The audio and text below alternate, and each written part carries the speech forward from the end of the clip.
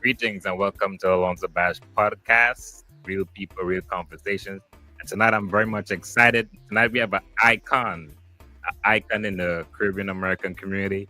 This brother is not just a community leader, an activist, a business owner. Um, the list goes on. A black scholar of sorts. You It's know, me, Alonzo. and Black Scholar Sourceman, of course, the owner of Everyone's Place, which is the largest assortment of, it doesn't assortment to you, but the largest collection of Black history books in the DMV, and the only Black bookstore in Baltimore, as far as my recollection. So without further ado, man, brother Nati, welcome. Alonzo Bashmat, I really appreciate you inviting me, Mm. I Yeah. should call you father Nati. You're an elder, man. You're serious, man. You're serious. But like I was saying, and I want to put it on the record. Yeah. Because I always say that art is what is going to rescue us, right? Mm. And the fact that you merge and conjure Yeah. art with activism is critically important. So I appreciate what you do and what you bring to the table. Well, give thanks, man. I really, really appreciate that, man. I really, really appreciate that. Honestly, I learned from guys like you over the years, Okay. And of course, over the years, we've been talking and we always say Mhm. we need to sit down and, wrap it up. And the time is now. Everything happened. Things don't happen before it's time. There you go. When the right time comes. Yes, I. So I like this platform. We got to rush it, sit down and, have a good reasoning. So, all right. So let's get into your story. Born and raised. Trinidad. Trinidad. St. James. St. James. Bay Road. All right. Isaac Terrace. Barnes Road. Okay. Yeah. Dundonald Hill. Wow. You can continue. Bellevue. That's where all my family is from, My Okay. family go back to St. James from the 1800s. Oh, wow. So they lived St. James. My father was born in St. James. Mother was born in St. James by the Panyard up there. It used to be TNTech Power Stars Panyard. Yeah. Father born in St. James, raised in Isaac Terrace, right outside where Pan Am North Stars used to play. Where we played Pepperpot, Yeah. My grandparents, great grandparents moved up in Bellevue. A lot of Okay. people know Bellevue right off along Circular Road, Yeah. like PSA, in like 1924, so like 101 years ago. So yeah, Wow. Bellevue, DB Road, You know something? You just said something there that Mhm. kind of caught my attention. Mhm. You said something that I don't think I've interviewed countless people over the years, and Mhm. even being a Trini, I don't think I've actually heard someone mention their family and went back all the way to the 1920s. Oh yeah, I went back even further than that, the 1800s. That is true, the 1800s. Wow. Right. Well, you know what? I don't expect nothing less from you, man. I'm not like it. Right. History is a big thing for you. All right. So, what was the family structure like as far as siblings? Where you placed first, second, third? Brothers. My mother had 11 children. Wow. I was the seventh. Okay. Yeah. Wow. Even though everything around me circulate around 1 and 9, but I was the seventh child. Yeah. Mhm. Okay. So you actually grew up in Trinidad all the way to your teenage years? Teenage years, yeah. Okay. Yeah. What was it like growing up in St. James in those early years for yourself? In St. James, Yeah. man, it was beautiful on the one hand that Yeah. you have a lot of friends, you have a lot of family. Like I tell you, my maternal grandmother had 2 children. Okay. My mother but my mother had 11 children, but one died before I was born, so I know 10 of us, Yeah. Okay. And her sister had 8 children, and then my paternal people had a lot of people, so I had a lot of family. I didn't even realize I was poor, Yeah. I was rich in family and rich in love, Yeah. Rich in love. Nice. What about you? Where you grew up?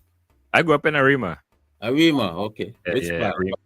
Well, I was born Recreation Road in Dabity. Okay. Well, I was born in Arima back then, Arima Health Center, Right. and my early years grew up in Dabity. One of the Dabity Recreation Road. Then my family moved to Welcome, the area called Welcome, right before you get to Arima itself. Okay. My family actually owned a record shop, so I grew up in Yeah, Welcome, then Cookreach Road, Uh-huh. Pinto Margarita Village area. So those Okay. my Which road is where? Cookreach Road connects.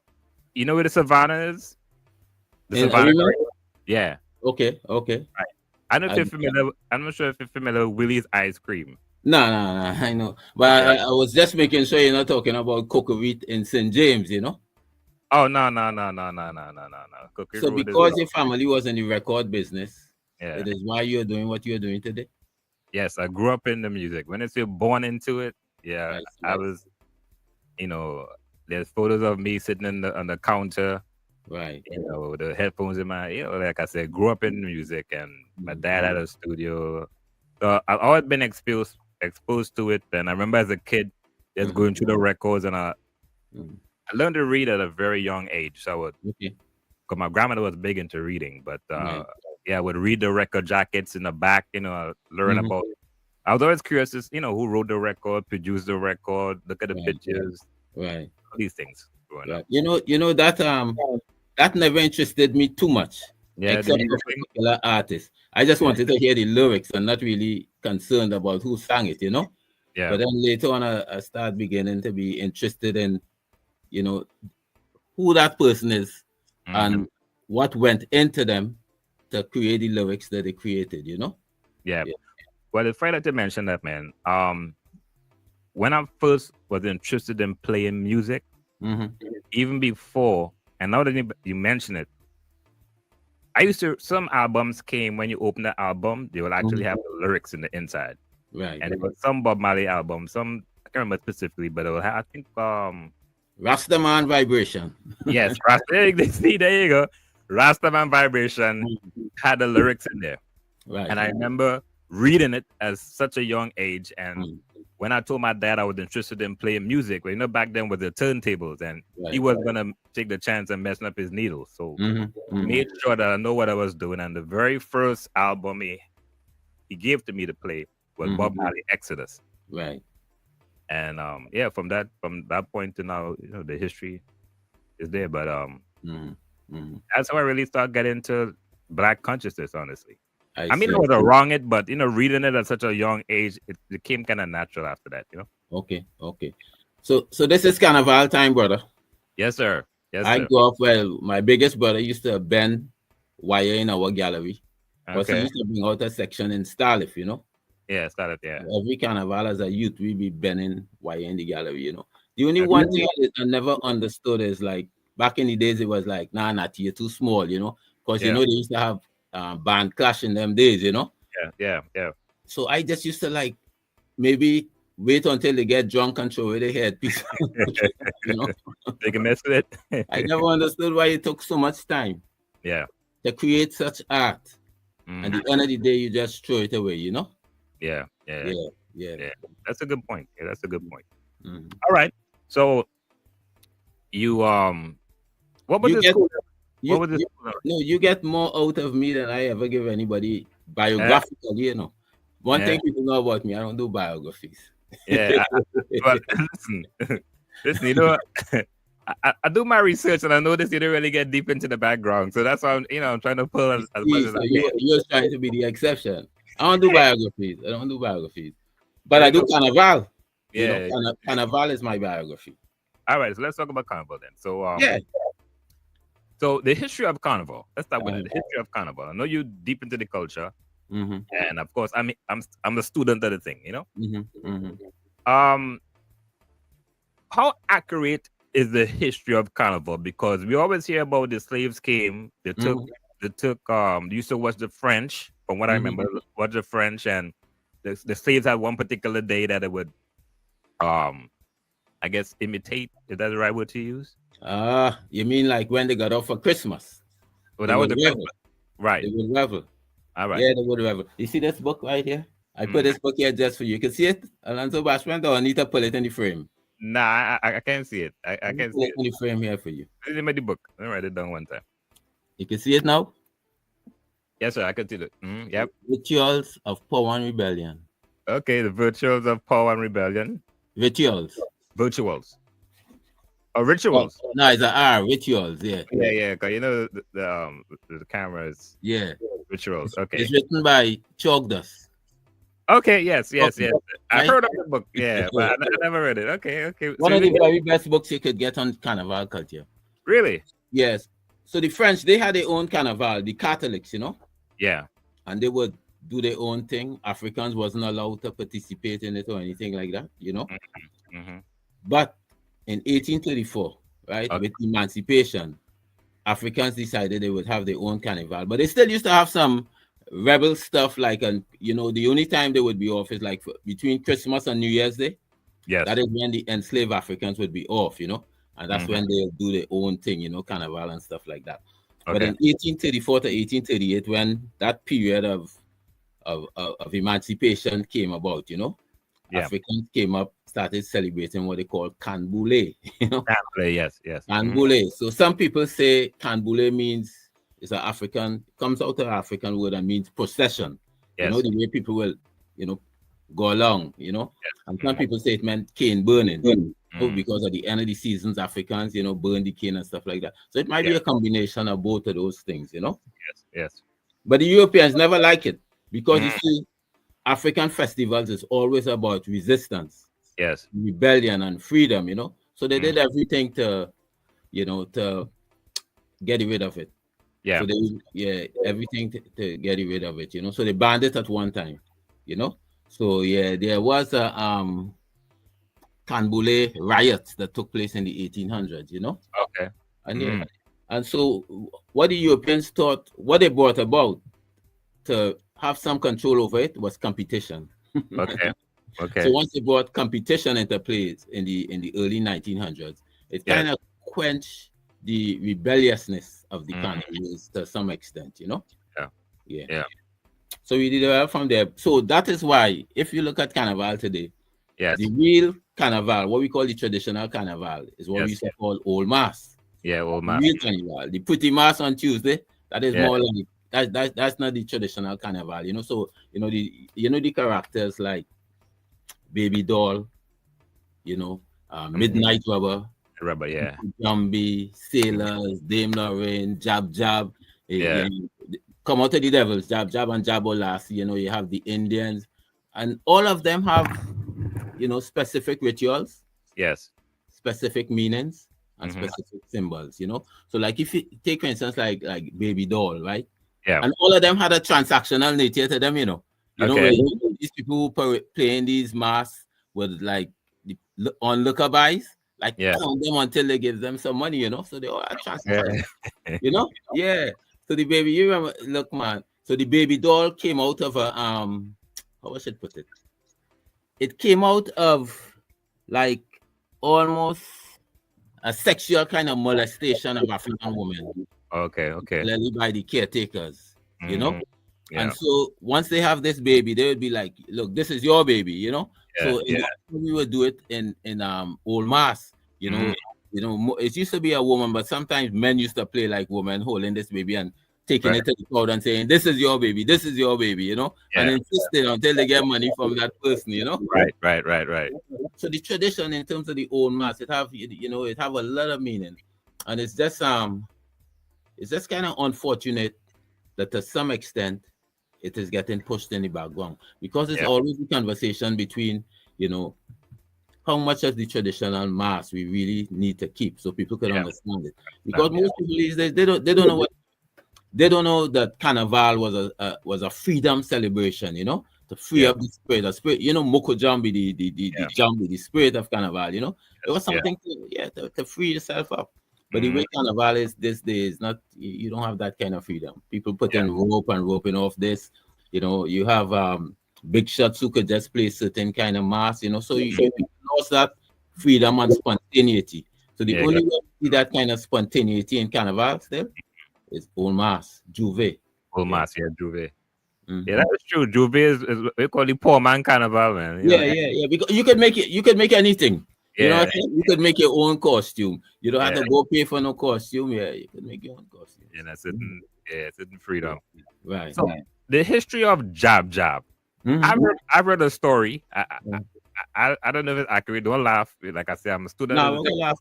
You might know the story better than me. No, I heard. I don't know if it's good talk or. Let me hear what you hear now. I heard the story of Jab Jab came from a slave that that died in molasses or something of that nature. He was buried in molasses. Okay. I ain't hear that one, but that might be true. Yeah, but Yeah. I think he was chained up and he was buried in molasses. Right. And that's the reason why they they have the chains and petting Grenada. They have the the chicken in the mouth and all these kind of Right. these things. That's what I heard. So Something sounds familiar about that story.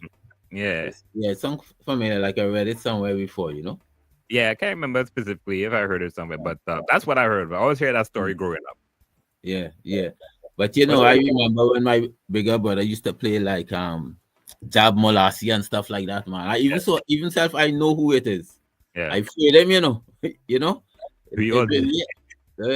Yeah, because the kind of spirit you conjure, right, by playing a certain mass, it conjure certain kind of spirits, Yeah. Even though it's your brother. Yeah, that's true. That's true. All right, so yes, brother. One big part of Carnival is the steel pan. Now, going through history, like I said, grew up in Trinidad. There was no one person that said actually invented the steel pan. Right. From your history knowledge, right, how did the steel pan actually started? Yes. Well, everybody it comes from the tambu bamboo. Yes. Then you had the biscuit drum and all that kind of thing and develop where people start Ellie Manet and Bertie Williams and all of them started putting notes, Yeah. So I interviewed Ellie Manet about, I don't know, it might be about 20 years ago. Okay, wow. And he was talking about this. I have a copy of the tape here. I can send it for you. All Matter of fact, I have it on, if you go on the website, Morgan website, I put part of it there so you could get it. You'll see where I'll have it's like different aspects of Trinidad Carnival. Okay. And you hear the interview I have there with Ellie Manet. But you talk about it was just basically 3 innovators or 4 innovators, right? Like he, Bertie Williams, and 2 other people, Yeah. So everybody credit Spree Simon, but Spree Simon was not really an innovator. He played the first notes, They credit him with playing the first note. But in terms of the innovation, the different type of steel pans and stuff like that, the innovators were like Bert Williams and Ellie Manet and them, Yeah. But it was not no one person who, discovered steel pan, It was people working together, and coming up with this stuff, Even in terms of St. James, one of my uncles wrote something in terms of the development of the steel pan in St. James. Yes. Right? Because St. James was very serious in terms of some innovations of the steel pan, Yes. I was thinking about so many things. Since we're talking about steel pan Trinidad. Eric Williams. Yeah. He wrote a book. And once again, pardon my ignorance. What's the name of that book again? Oh, Eric Williams wrote about 10 books. Wow. That's capitalism and slavery. Okay, right? I think that's the most popular one that I pretty much know of. So what happened is that capitalism and slavery was his PhD thesis. Okay. That he did in the 1940s, right? So that is one of the most popular ones. But he did one on the history of Trinidad and Tobago. Yeah. Right? Anybody from Trinidad and Tobago should read that. He did one called From Columbus to Castro. Yes. Which deals with the history of the West Indies, right? Right. Then he did one on I can't remember the names of them. He did on like the Negro in the Caribbean. Yes. Right. Then he did one. He used to work with the Caribbean Commission. This is before he became the Premier of Trinidad and Tobago. So he wrote one on because he fell out with them because he realized they just trying because they were based in the United States, Yes. And he realized they're just trying to control the politics in the Caribbean. So he fell out with them and he wrote one on them. And it's a real interesting pieces. Nobody might be able to find it to tell you this. In 1979, when Black Stallion did the Caribbean Man. Yes, the Caribbean Man. So the PNM had a convention. Yes. And at the PNM convention, Eric Williams' whole address to the convention was a response The Black Stallion Caribbean Man. You know, Oh, really? it's a beautiful book. It's a beautiful book. Yeah, his response was a beautiful piece. He have some mistakes in it, but it was a beautiful piece. And it's really obscure. But what happened is that his daughter Erica Williams, Yes, yes. she had planned on republishing a lot of Eric Williams' books to Tony Martin. Okay. Tony Martin is a Trinidadian. Yeah. He is who I call, well, one of the foremost scholars on Marcus Garvey. Okay. Died much too soon, you know. Yeah. And that kind of bring an end to it. But I think I see Erica Williams passing some of the books from Eric Williams to a publisher in the United States. So some of those obscure pieces, right, like the one I just the Caribbean Man, that those might be coming back out again. Well, you know what? I'm ashamed to say, but then again, it had me thinking like, so I went through the whole education system in Trinidad. Right. And you would think a book or a person like Eric Williams, his book would have been in the curriculum. Not to say it was an excuse that I didn't read the book, but you get my point. You know, that would make a lot of sense, eh? Yeah, we did social studies and we learned about C.L.R. James and all them people. No offense to C.L.R. James, but you learned about C.L.R. James in Trinidad? Yeah, he was above the curve, brother. He was above the curve. Yeah, well, honestly, I think the only reason I think I learned about C.L.R. James because he died while I was in school, you know. That and might be. And I think by him passing away, it was in the newspapers. With the newspaper, and like I said, growing up as a young kid, reading was a big thing in the family, you know. I remember hearing about C.L.R. James and read his book and all these things. But to go back to Eric Williams. My dad also had a library in his house. That's another thing. So, you know, I have to take some kind of responsibility because he used to always say, "Make sure I pick up a book." And maybe that was one of the books I passed because it probably didn't have pictures in it. But right. But nevertheless, man, I think this is very important. That it's surprising that a person like Eric Williams, his book was never in the curriculum. Right. Not even up to today. Yeah. Not even up to today. Look, I had Dr. David Hines, you know, in conversation, and we were talking about the education system in the Caribbean, right? And even up to today, you don't have that kind of history being taught in your primary school, in your secondary school. You got to go to the university level to even read Eric Williams. Yeah. Eric Williams is one of the most brilliant historians the world has ever known. Wow. Brilliant historian. Some people say not a good politician, but a brilliant historian. Yeah, brilliant historian. Last year, the 75th anniversary of the publishing of Capitalism and Slavery. Yes. So it had two celebrations. It had one in Havana, Cuba, and then we had one in Washington, D.C. The one in Havana, Cuba took place because most of the research he did for Capitalism and Slavery was done in Havana. Was done in Havana. And then, of course, he taught at Howard University. Yes. So then the second celebration was at Howard University where he taught. Yeah. Brilliant. Wow. Yeah, it's unfortunate, man. Like I said, the only thing we know, well, I remember going to school. The only thing I ever hear about Eric Williams, he was the first prime minister, and that was that. That was the end of it, yeah. You know, the basics. You know, C.L.R. James was Eric Williams' teacher at QRC. Really? Yeah. Wow. Yeah, C.L.R. was Eric Williams' teacher at QRC. Yeah. As a matter of fact, when Eric Williams was putting together the PNM, he called C.L.R. James from away to come and help him. But he ended up putting C.L.R. James on the house arrest. Wow. Yeah, C.L.R. James wanted to go further beyond the independence thing than Dr. Williams wanted to. You know what? I heard something over the years, and maybe help me with this, that when the PNM, when Trinidad gained independence and they were forming a PNM government, there was no opposition, and who was it that crossed the floor to create the opposition at the time? No, it was opposition, man. Yeah, it was opposition.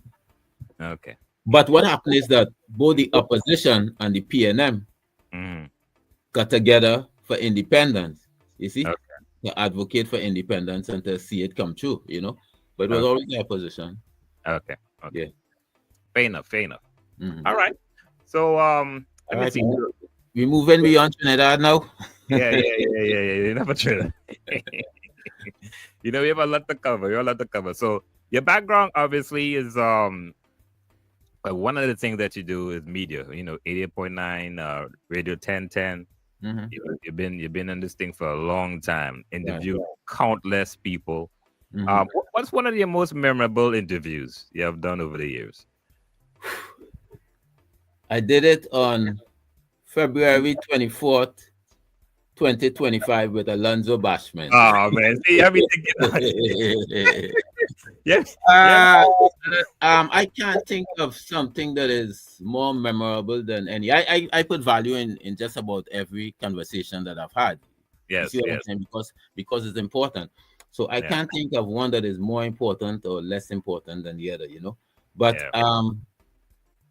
when I mean how we got into this, you know, well not how Hmm. we got into radio, but even before radio, a Yeah, lot of the people who were legends in our community in terms of bringing the history forward, yes. you know, to give us like a different perspective than we Mm, get. People like Dr. Yosef Ben Yakanan, right? wow. Mm, People like Ivan Van Sertima, yeah. who was born in Guyana, a Mm, linguist, right? And the series of books he gave us, like They Came Before Columbus, yes. African Presence in Early America, African Presence in Early Europe, Mm, African Presence in Early Asia, you know, Golden Age of the Moors, Blacks in Science. That's classic stuff, you know. oh, Classic. yeah. And then people like Ishaka Musa Barashango. I mean, I could go on because a lot of these people are ancestors now, you know. Yes. Ishaka Musa Barashango gave us like African people in European holidays. And he Hmm. tried to show how all these European holidays, the origin, the genesis, you know. Yeah, Yes. so I could go on people like Asa Hilliard, you know, a lot of these people were my teachers, you know. Um, Yes. I could go on Dr. Welshing, and I could go on Amos Wilson, you know, one of the top psychologists we had. Yes. Sister right here in Baltimore, Patricia Newton, she passed a few years ago, you know. Yes. These Mm, were people who I was lucky to come up at that time yeah. because this is when they were putting together, I was in school at that time, they were putting together an organization called the ASCA, the Okay. Association for the Study of Classical African Civilization. So all Yes. these scholars was coming through that. Mm, Molana Karenga, who was the one of the main organizer of Kwanzaa. So all these scholars were there, you know, Wanoko Rashidi, you know, a lot of scholars, you know. And so I had a chance to be on that base level when they were putting ASCA together as a student, you wow. know, and Mm, benefiting from all of that because at that time they were making the wrongs around university campuses, you know. yeah. You know, Yeah. like it's like the scholarship Yeah.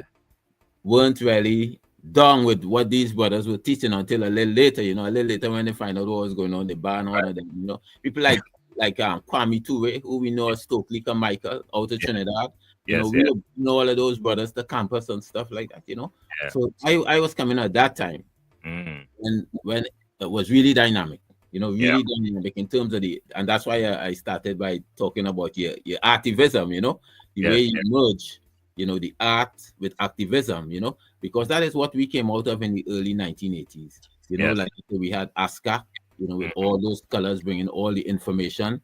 We yeah. had, Malcolm X, you know, making Yes. a return. It was strong and powerful, you know. Everybody wanted to buy Yeah. Malcolm X autobiography. You know, a Yeah. lot of others, you know, the first book they will ask you for is Malcolm X autobiography.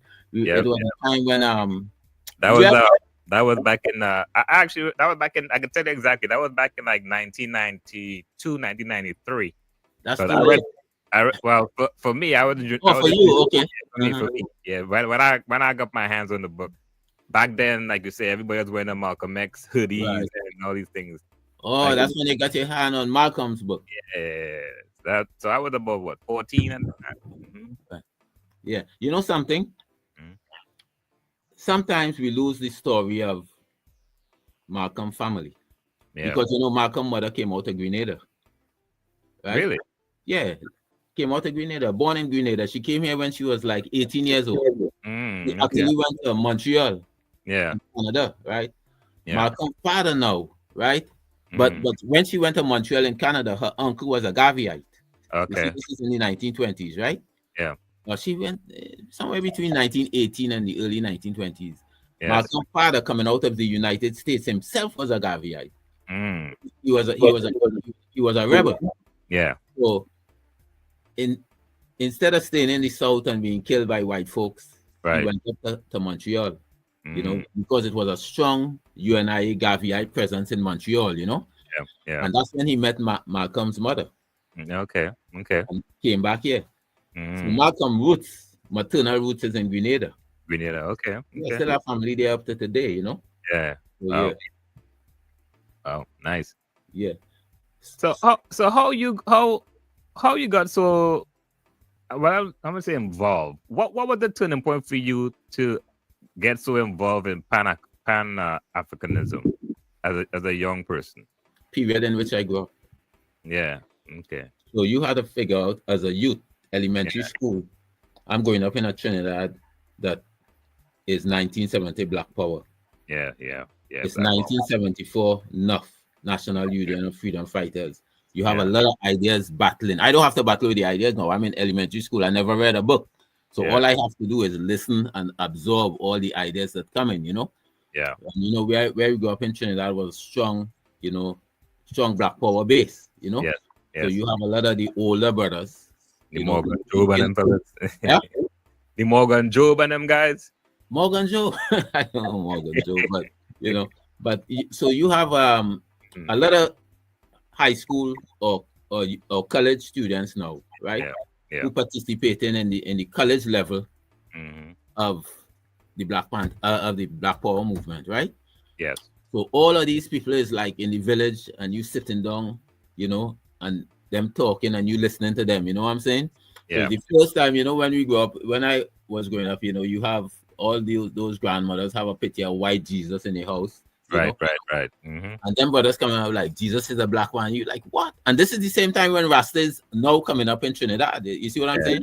Because Rasta really didn't start really becoming prominent in Trinidad until, I would say, Bob Marley music. Around that time, around the late 60s, early 70s. So and that's all that dynamic. Around here at the same time, you know, the Black Power movement, National Union of Freedom Fighters, Rasta, you see the Ethiopian Orthodox Church. So I'm coming up and I'm absorbing all of this, you know. I'm absorbing all of this, and it's making sense, you know.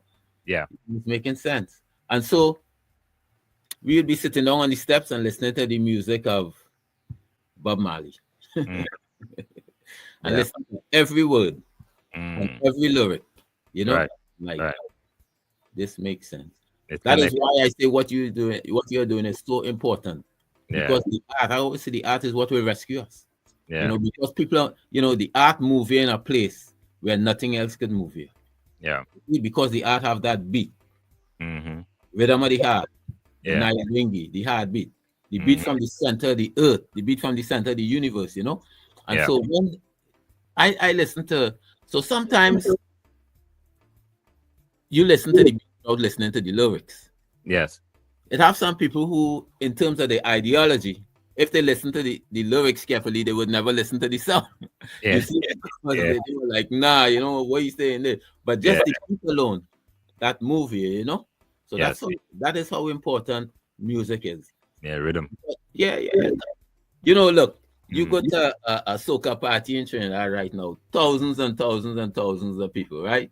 And you say, hey, Brother Nati is coming to do a lecture, 5 people. You see? So that is how critical the art is to me. Well, to be fair, there's a time and place for everything, to be fair. But I ain't gonna get no thousands of people coming out to listen. But you know what? You mentioned something that had me thinking. The 1970s Black Power movement and all these things. What came out of that too? I remember as a kid growing up, NJAC, that political party. Was that like a Black Power party, so to speak? Is that the right word to use? Well, NJAC was a conglomerate of different organizations doing Black Power, you know, National Joint Action Committee. So joint, that means that all the trade unions, all the Black Power, all the student movements, everything became a part of it.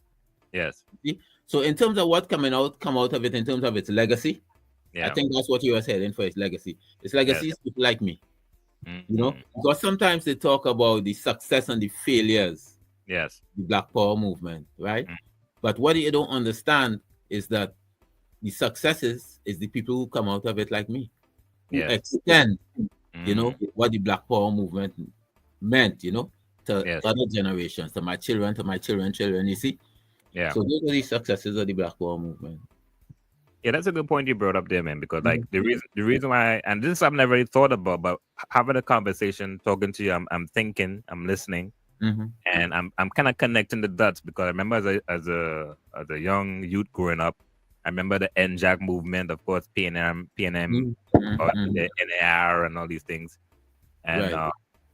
there was a certain the difference with NJAC. I remember as a youth, it seemed like a lot of serious, conscious-minded people kind of gravitated to the NJAC movement. You know, Mm-hmm. so fair enough, fair enough.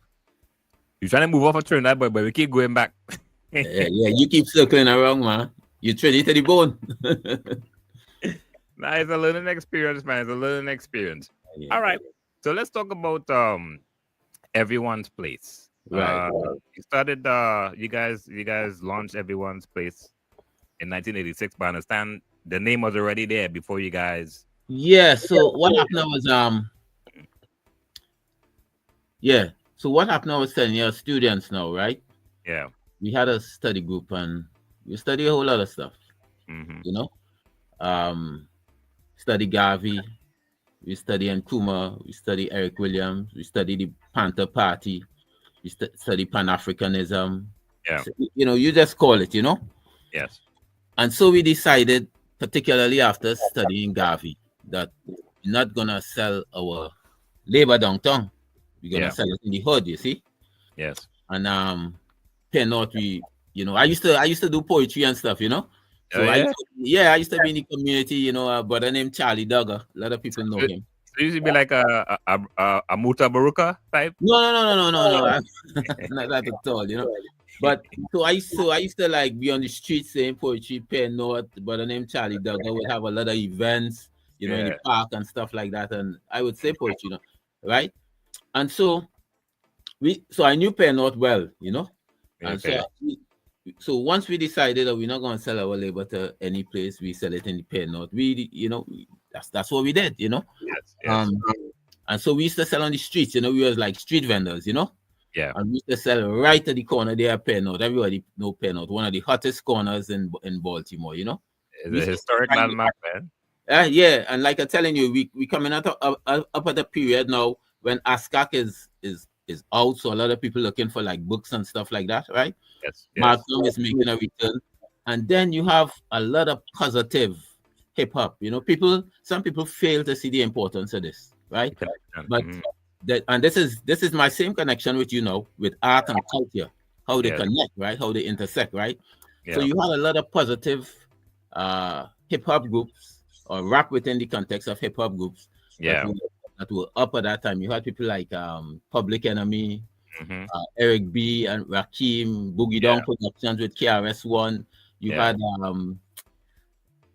people like Africa Bambaataa and the Zulu Nation, you know, a Tribe Called Quest, Queen Latifah, you know, Poor Righteous Teacher, you know, I could go on and go on and go on, right? But what they were doing, right? And what they were doing is they were like wearing like red, black, and green medallions. You know, they were wearing Africa cutouts, they were wearing red, black, and green kufis, kente kufis. So, and this is how I know how effective the art is, right? Because all the youth on the streets, you know, little youth in middle school, high school, elementary school, in the hood, you know. I ain't talking about in the county, no way. I'm talking about in the hood, Penn North, right? Stanton, Winchester, Jude Heights, Penn North, in the hood. Yes. You wanted to buy consciousness. Yeah. And we're right there. Yeah. We're right there. And so they were buying consciousness, you know. So that's how effective they were, you know. And so we were right there, and they didn't have no bookstores in they wanted books too, because Public Enemy particularly, they used to talk about a lot of books, you know. They used to give away Francis Cresswell Singh book, Christian Plantation was a little piece, you know. So these people were interested in books, and you put that together with ASCAC, you know, reaching out to the community and students and stuff like that. People want a lot of books. But in the late 70s, you know, Paul Coates, who now run Black Classic Press, BCP Digital, you know. Yes. A lot of people know his son, of course, Ta-Nehisi Coates. So he had bookstores, one bookstore. It used to be called the Black Books in Baltimore in the late 70s. One Yeah. time it was on Pennsylvania Avenue, one time it was on North Avenue, one time it was on Okay. Park. Yeah. But by the early 1980s, now when we were on the street, Mm-hmm. he had wrapped up his bookstores and he was just into publishing. Yes. Matter of fact, when the first person we ever got books from was him. That Okay. time he used to publish from the basement of his house, Wow. He used to live right opposite Mondawmin, so we used to go in the basement of his house and buy books and stuff like that. Yeah. So Okay. yes, so that is what was going on. So we used to have to go to Washington D.C. on Yeah. Georgia, a place Yeah. called Pyramid Books. Okay. But Dari Ali used to run it, and we used to buy books. So yeah, like we could do this in Baltimore. Ain't nobody in Baltimore doing this. You see what I'm Right. saying? Right. So that is how we got into the business of books, right?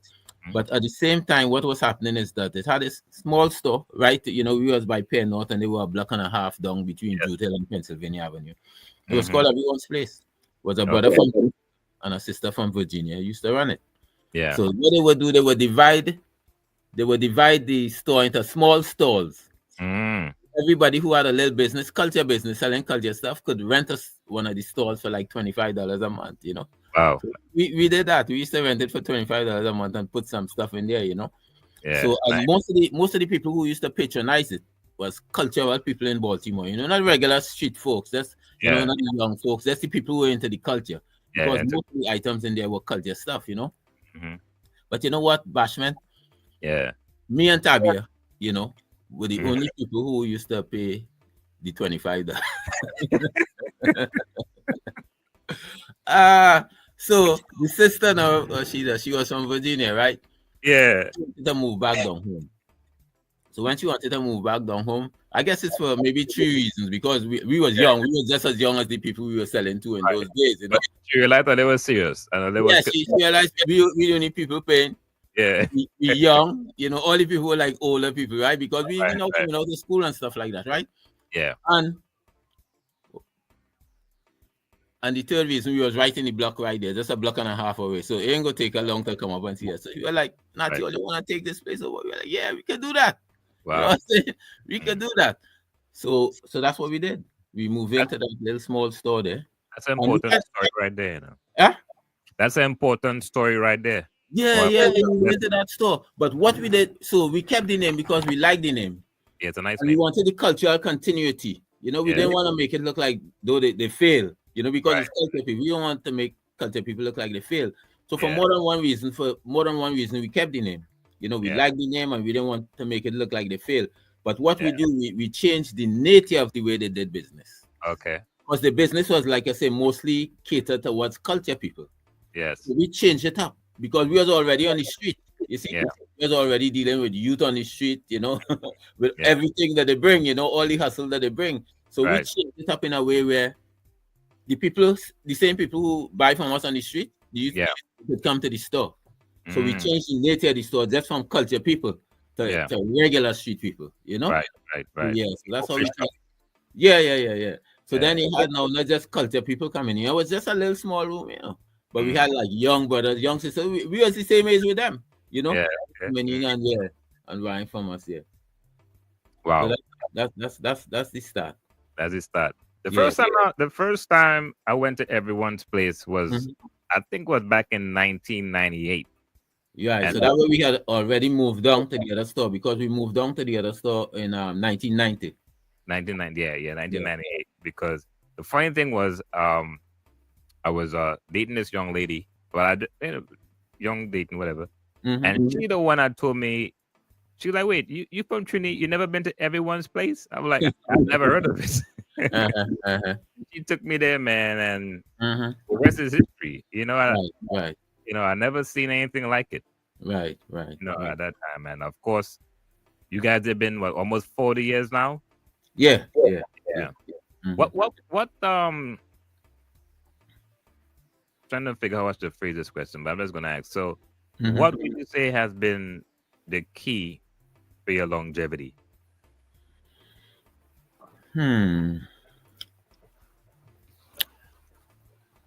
One of the keys is hard work. Yeah. Next, another key is just our involvement in that community.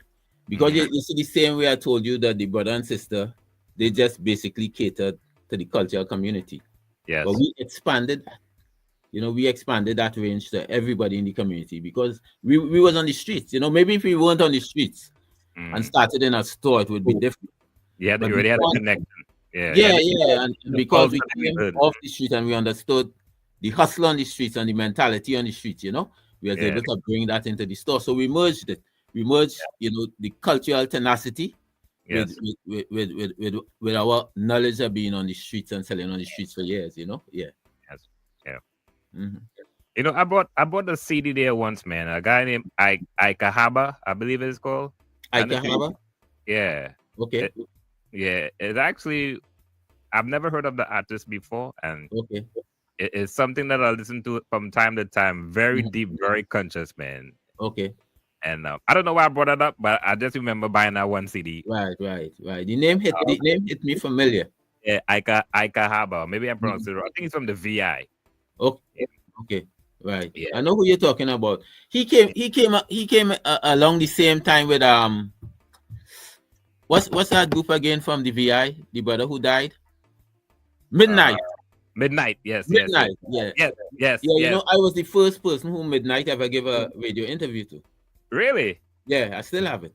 Wow. Yeah, because they was like, they were coming to Baltimore, they were like, Nati, we really don't do radio interviews and stuff like that, but we go do one. So I was the first person, Vaughn. I was the first person ever interview Vaughn on them on the radio. Yeah. But that's a good point, because like you mentioned Midnight, it's definitely around because my cousin is the one that told me about Midnight. And I believe around that time I started listening to Midnight, and maybe that's why I gravitated to Ikahaba, because they all that makes sense. All right. So Everyone's Place, historic landmark at this point. You guys, I was in Trinidad at the time. Freddie Gray. You guys a stone throw away, as they would say, from the epicenter. Yeah. So what was that experience like for you guys? Oh man, it was a beautiful experience. Go ahead. No, just in the sense that we see our involvement and work in the community, how it pay off. Okay. Because we didn't have to do nothing with our building, but the community came and stood around our building. Wow. The community, right? Right next to us is a pharmacy. They went in that. Well, they burned the CVS up at the corner, right? But right next to our building is a small pharmacy. Okay. They went in that pharmacy and took everything out of it, right? Yeah. Everybody say, I remember pharmacy now. Yeah, a little small. It's still there. Yeah. But everybody, when they come out and we check, they was like, we know it's Everyone's Place here. We're not going to burn this pharmacy because we know Everyone's Place is right next to it. Yeah. You see? So just understanding that the work that we've done in the community over the years, the respect that people give us because of the work we did, right? Yeah.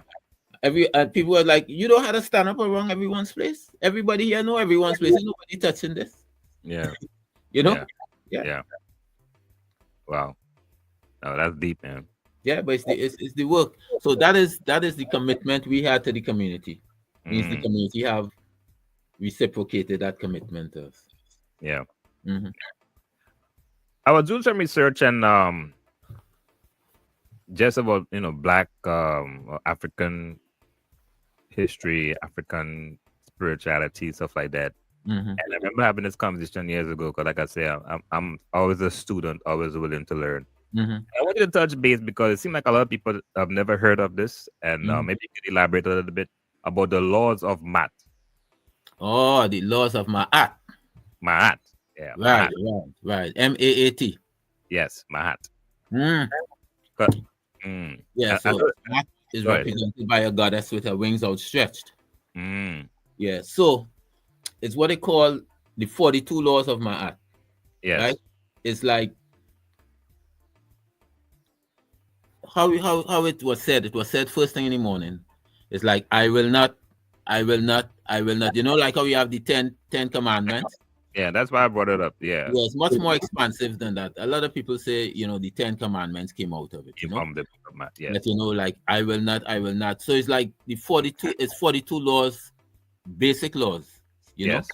Mhm. that direct human morality and the Mhm. ways humans should live and the Yes. things that they should think about. So in the morning you say, I will not. Mean you Yes. don't want to commit these things during the day. And in the Mhm. afternoon you look back and you say, I have not. I You have see? not. So 42 more, yeah. Maat is the what they call goddess of balance, of Yes. justice, of righteousness. Yeah. Mm. Hmm. Wow. Yeah, I found it to be very interesting because these are things that I think as Black people we cannot grow up. Well, not kind of, but we grew up in a European system as far as education. There's a lot of things that I think that's within us that comes natural, but a lot of times we look at it with a different spectrum Right, because it's not European. right. Um, kinetic spiritual system, a Kemetic, the Kemetic. Oh, what you said, brother? Oh, sorry, the book of Kemetic spiritual Oh, system. right, Kemetic spiritual system. Right. Mm, Yes, all African traditional systems essentially have the same base. yeah, So the Kemetic, the Kemets, who what today Kemet. we call ancient Egypt. Yes. They always say that their civilization came out of the south. Mm, you know. So yeah. yeah, from the mountains of the moons. Yeah, Yes. which is the beginning of the Nile River, right? So, Hmm. but so all traditional African systems have essentially you see a cultural unity between them, things that link them. Yes. But when interesting thing though, when the Europeans started coming into Kemet, invading Kemet, right? Hmm. This is what a brother told me in one of his books. He was Okay. like, the ancient Kemites know that the invaders wanted the technology and the systems. Yes.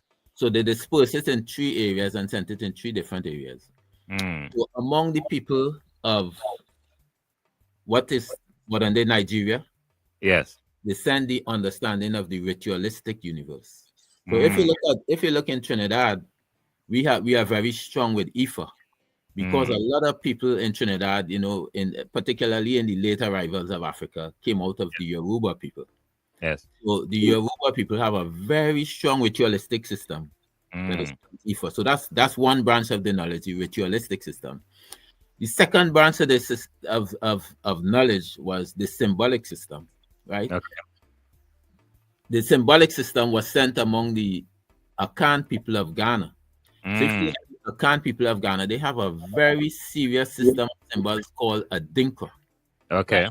And this, Mm, this is a lot. This is all science. So a dinka symbols, like one of the most popular dinka symbols is what they call jinyame. If you see it, you will know it, right? It means yeah. like God, all things possible through God. So Mm, they have a very elaborate and complex symbolic system, right? yes. Then the third branch of knowledge was sent to the Dogon people of Mali. There Wow. they give them the understanding of the stellar universe, right? Mm, So the Dogons of Mali, they trace star systems that these Europeans with all the modern equipment, some of them they are now seeing, some of them they don't even see. One of the yeah. most popular stars, what they call the Sepedit or the dog star, which is Yes. called Sirius. Yes. Sirius A, Sirius B. Mm, Europeans just basically come into that. Whereas mm, Africans have seen that for a long time. So these Europeans, these two Frenchmen, Griol and Dieterlen, yes. back in the 1940s, they went to Mali among Mm, the Dogon people yes. because they really wanted to understand the systems. Because there's one book we published, it's called The Pale Fox. It deals Okay. with Dogon mythology. But a lot of times when Africans say mythology, African Yes. mythology, it's really hiding deep science, but it's Yeah. hiding it under mythology. So, some people wouldn't recognize it, Yeah. because in everything the Dogon says, like 4 ways of looking at it. Mm, So first way I just see physically, you see, yes. and then the Yeah. highest way is when you see the spiritual aspect of the thing, right? Mm, Yeah, so these two Frenchmen went trying to learn the Dogon mythology, why the Dogon know so much of the stellar universe that Europeans don't even know. So right. the Africans look at them and they let them stay there for like 22 years before they tell them anything. And then they took a high priest.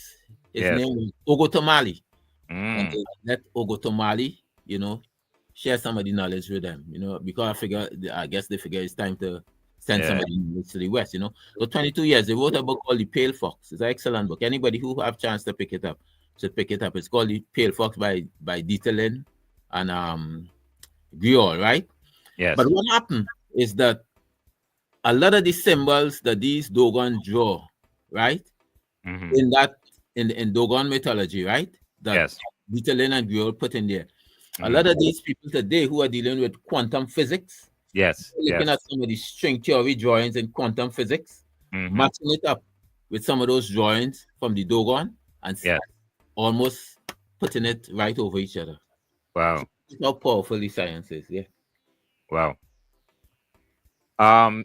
Science, African history. I'm going to ask you about the pyramids. It's something that, of course, modern day archaeologists are still trying to connect the dots from your knowledge base.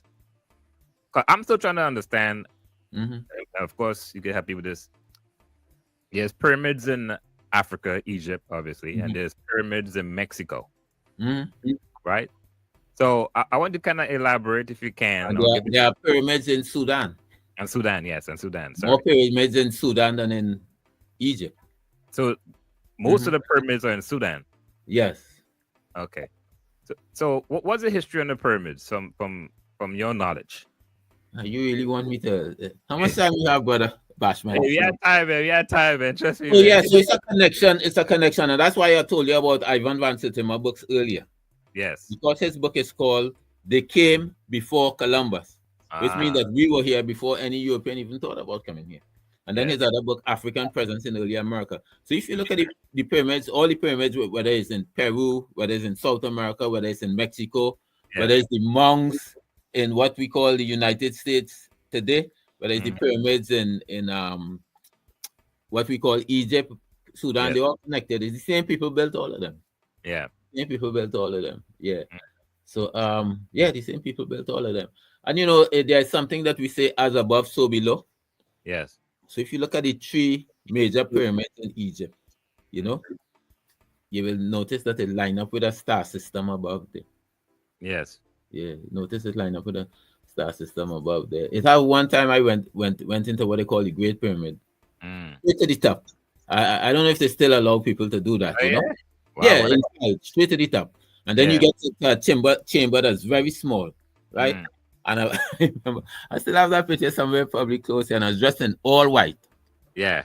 And it's just like the meditation inside there is a powerful thing, you know? Wow. Silence. Yeah, it's a powerful thing. I remember I went at a time when nobody else was there. It was just me. Wow. And, you know, I was just meditating and I was so still. It's almost like my spirit left my body, you know? Oh, yeah? And then I kind of heard voices and I opened my eyes and it was these two Arab girls, you know? So they saw me. And they thought I was a spirit because that's how still I was, you know? Oh, yeah. And they came over, you know? And they touched me on my hand, right? And when I moved, they were so shocked. They just went, you know, tumbling down, you know? And it's not no steps, you know? You're like walking down, you know, like how we used to have ladders back in the day in Trinidad. It's just a piece of board and then you have little ridges on it. Right? They went down there so fast, Alonzo Bashman. But it's a powerful thing, man. It's a powerful, Wow, that's one like a nice experience, man. That's something I feel like the experience, man. I don't know if they still have it open, you know, but it's back in the day, you know, you're going to the pyramids, you know, you walk up straight to the top. Wow. Everyone's place. What can someone who listens to the podcast right now, what can they expect when they walk through that door? Love. And then love is played out in the products that we carry. Yes. You know, whether it's books, whether it's art, whether it's cards, whether it's incense, whether it's oils, whether it's clothing, you know, whether it's jewelry. Yeah. Everything is chosen with love. Because everything is chosen with understanding who we are as a people. You know, and providing that experience for people. Yeah. I'm going to ask you a question. It might be a difficult one. Okay. You know, you also have a warehouse as well. Yeah. Yeah. All right. So put the warehouse aside. So the store. if there's 5 books you could think of, like, I wouldn't say God forbid, but let's just say there's 5 books that, for whatever reasons, like, you could highly recommend that everyone should read, what would it be? You said God forbid. Well, I was gonna I will say, go with that. yeah, I was gonna say, if it's 5 books, it have to say 5 books. If you have to say 5 books or Right. 5 books, yeah, that's it. If you have to say 5 books, like these 5 books, everyone should read. Is a must read, must have, what have you, in the collection, however you want to put it, generational. I'll give you a random 5 because I tell everybody I sleep around 1,000,000 books, so I'll give you a random 5, right? I'll say Miseducation of the Negro. This is Black by Carter G. Woodson. Yes, and I say that because this is Black History Month. Carter G. Woodson, what he developed as Black History Week, that later became as Negro History Week, which later became Black History Month. You know, his ideological philosophy behind what we need to do is almost in that book, right? I'm gonna say Destruction of Black Civilization by Chancellor Williams. Right? Chancellor Williams is one of the earliest people who gave us an understanding of African history and how it was destroyed.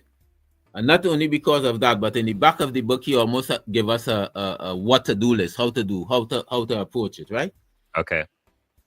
I am going to say from Columbus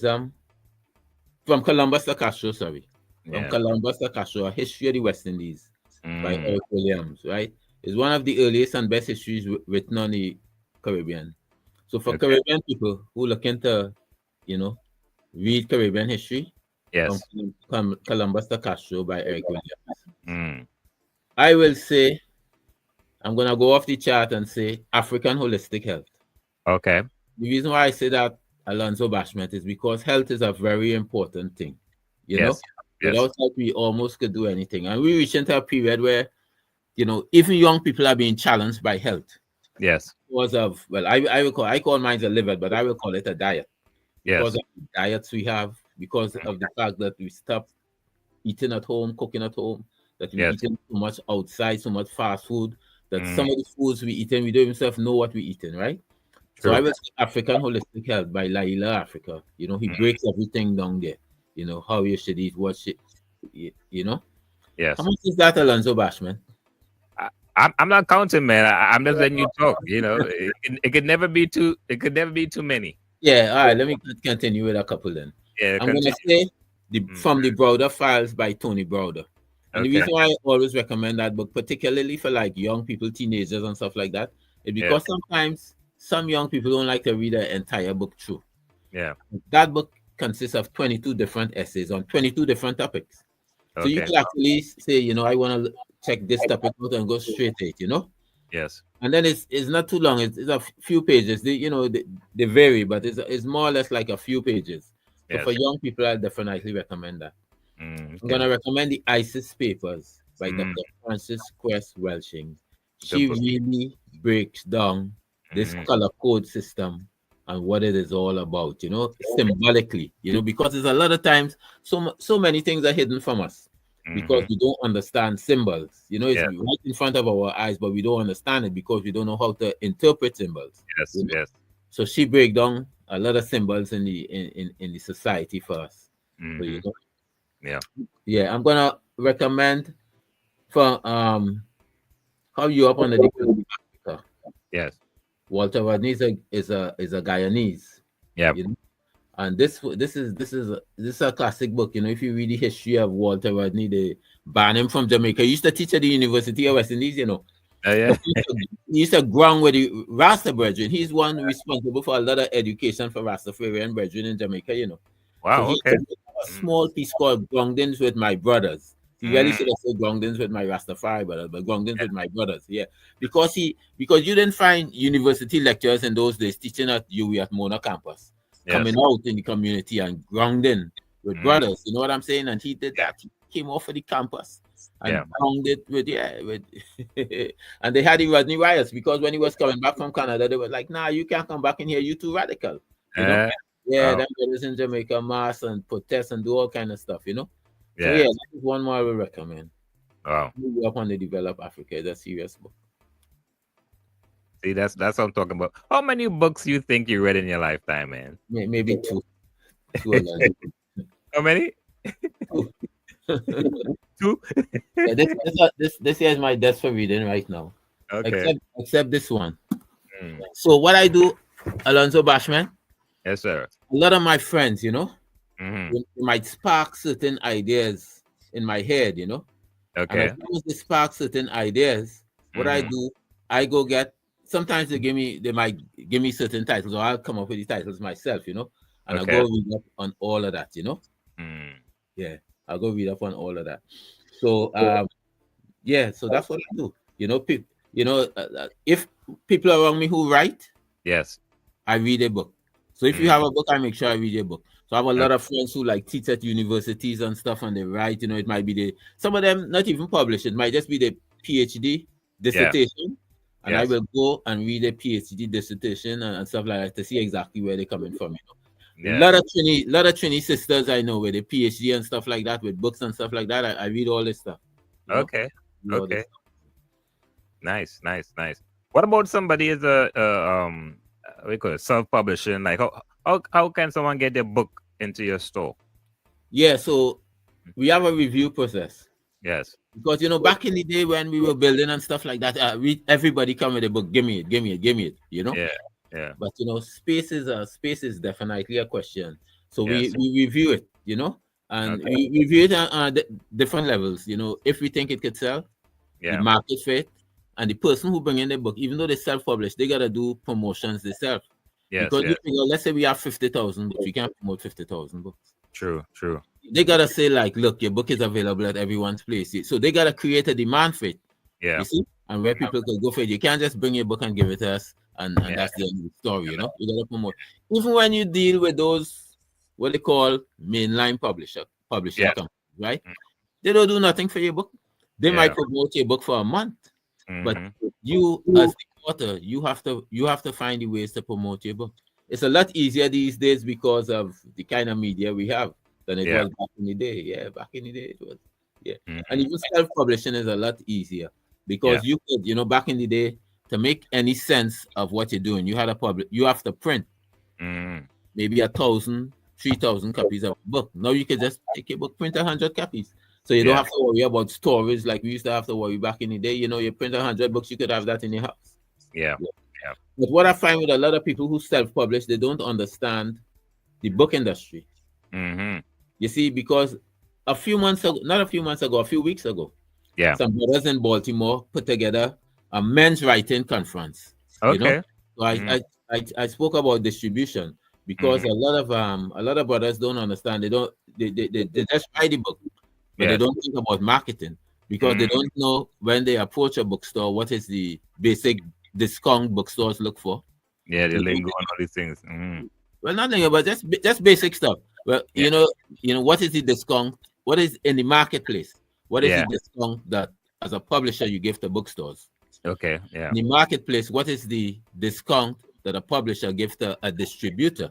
You see, Mm. because a distributor like me, which we do to our other company, we Yes. sell books to black bookstores, So we Yeah. have to do the bookstore discount as though we the publisher. That's what a distributor is.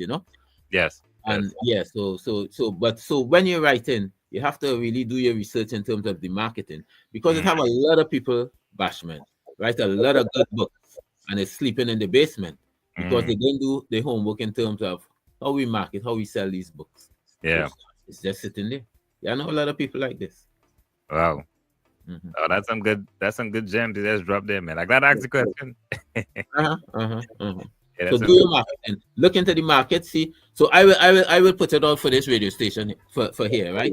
yeah. When you this is trade titles, right? Yeah. When you publish a book, basically a bookstore is looking for 40% off Mm. of it. So if your book is $10, a Yes. bookstore is gonna pay you $6 for your book. Mm. Right? As a distributor now, a distributor takes 60% off. Yeah. Because remember he has to sell at 40% of stores. Yeah. So if your book is $10, Mm. a distributor is gonna want to buy your book for $4. Yeah. When you're setting the price on your book and all that, You have to take that into consideration. Yeah.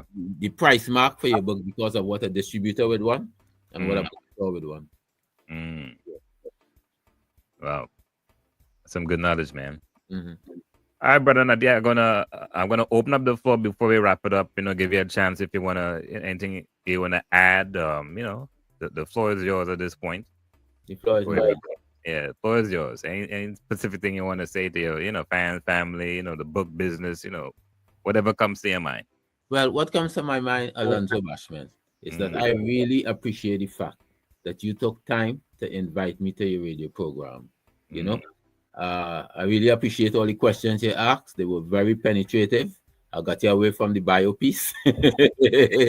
But once we got away from that, all the questions were very penetrative, even that. And like I say, I really appreciate the way you're very impressed by the way you merge, you conjure, art and activism. That's very important. The music is very important. Very important. But let me ask you a quick question before we leave, right? Of course. What kind of artists you listen to from Trinidad?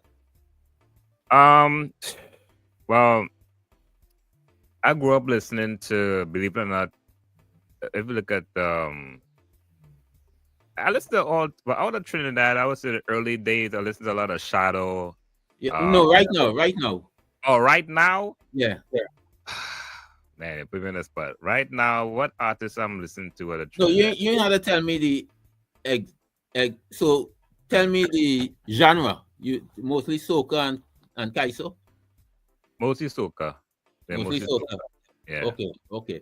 From time to time, mostly soca, but from time to time, I will listen to some old kaiso. Okay. And one of the reasons for that too is I do a show on Sundays, kind of cool Sunday vibes, and a lot of times I want to play songs that are old kaiso that you wouldn't typically hear. Right. On a regular basis, and to be honest with you, it really and truly the mood I gotta be in. But yeah, I'll say that. So you familiar with Freetown Collective?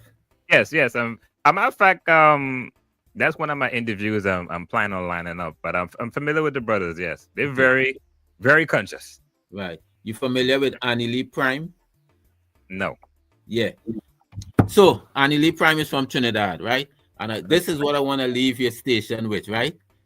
Annie Lee Prime, she is, I don't know, maybe she's underground right now or something because of, but her name is spelled A-N-N A-L-I-E, Annie Lee. And her last name is Prime.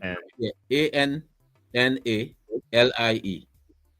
Okay. And her last name is Prime, P-R-I-M-E. Okay.